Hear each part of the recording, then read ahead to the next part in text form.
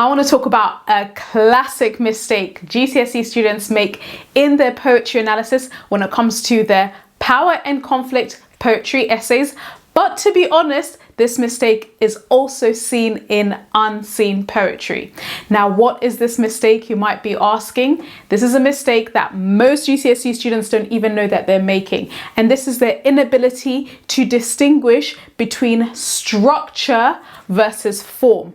Now, why is structure and form important? Remember, when you're answering power and conflict, not only are you expected to obviously address the question, right? So you always get a question on one of the big themes, right? The big ideas: war, conflict, power, nature, identity, memory. One of those themes comes up, and of course you get your main poem, and then you've got to think about your comparison poem that you're going to compare it to. Now, lots of students obviously begin by answering the question, right? And of course, your teachers are going to be looking for your AO1 skills as you're answering. Are you able to pick out some really good quotations and show and link this back to the question? But in addition, teachers, as they're marking your responses, are looking for your AO2 skills. Are you able to find really good techniques relating to language, structure, and form when you're comparing your two poems and connecting them to the question? And of course, also teachers, when they're looking at your responses, are looking for your ability to also talk about how do these quotations relate to context in both poems, right? This is your AO3 skills. Now, going back to structure and form, this is in connection to AO2 techniques, and teachers obviously expect to see you talking about the writer's use and the poet's use of techniques. Now, what often happens is students will answer the question, select really good quotations. Then when they are developing the response, they mix structure and form up together. For example, they'll say, Lord Tennyson, in charge of the Light Brigade, uses the structure of a ballad, when actually what they mean is form, right? Or they will talk about, for instance, the writer's use of repetition, and this form demonstrates blah, blah, blah. Lots of students don't really know the difference between form and structure, and they don't even know that they're getting it wrong. So what I want to do in today's lesson is to show you the definitive difference between form and structure, so that it's no longer hazy. You're not writing and then they're like, oh, I don't know if I'm talking about form or structure. Let me just write this and cross my fingers that I'm gonna, hit the jackpot, right? I want to show you the difference between the two, so that, remember, when you are analyzing and writing about your poems, your two chosen poems, you are also correctly labeling the writer's use of form as well as the writer's use of structure. But of course, also remember, in the same essay, you need to be talking about language too. So, what is the difference between form and structure? Remember this, and of course, when you're writing, then I would like to suggest, and I'm going to be talking about this in my upcoming Power and Conflict Poetry Masterclass. This is going to be during half term. I always suggest to all of my students who are doing Power and Conflict, structure your responses where you have one paragraph comparing the two poems, but think about how language is shown. Then a separate paragraph comparing the two poems, but then talking about the poet's use of structure. Then a third and separate paragraph talking about the writer's use of form, okay? You want to apply it in that way. So I'm going to show you the definitive list of really powerful structural techniques. Obviously, this isn't a complete list. You can add other structure techniques, but I really want to show you the difference.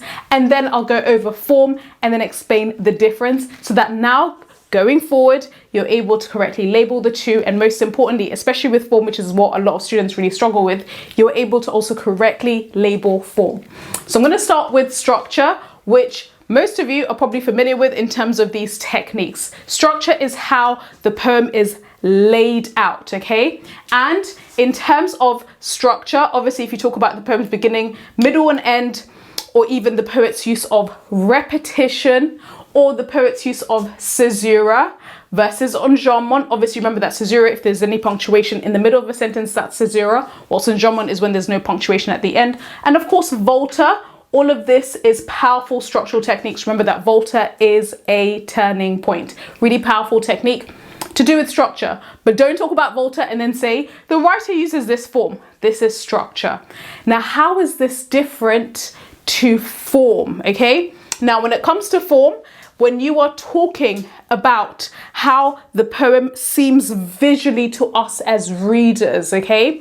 this is what you want to mention in terms of how the type of poem and the way, in other words, how the poet lays out the poem, okay? So sonnet, for instance, 1 stanza, 14 lines. When you talk about the writer's use of sonnet, which often is to show love, for instance, in Ozymandias, obviously Percy Shelley uses this in an ironic way to mock King Ramesses. That is use of form, if you mention that. And of course, if you're writing a poem or a response on Ozymandias, you want to mention sonnet.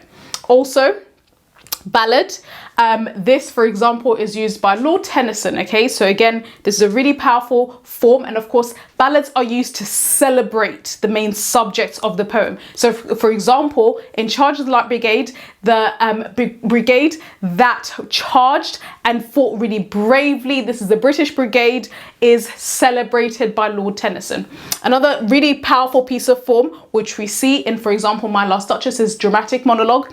And finally, free verse, which again is a very popular form that poets like to use. So I hope you can see the difference between structure in terms of how the poem is organized versus form, how it visually is shown, the type of poem that appears to us visually. And as I said, when it comes to laying out your power and conflict responses, you want to have at least one paragraph comparing the two poems, talking about language, then a separate paragraph on structure, then a separate paragraph on form, and you are talking and comparing the two poems. And of course, if you're looking at this and you're like, this is really helpful, but how does this look like in an actual essay? How can I write really good power and conflict essays, which not only compare the two poems, but also show really good analysis when I'm either talking about structure or I'm talking about form? I'm literally going to be having a one-off power and conflict GCSE masterclass. This is going to be during October half-term week, okay? And obviously within that 1 hour live lesson at 5 to 6 p.m,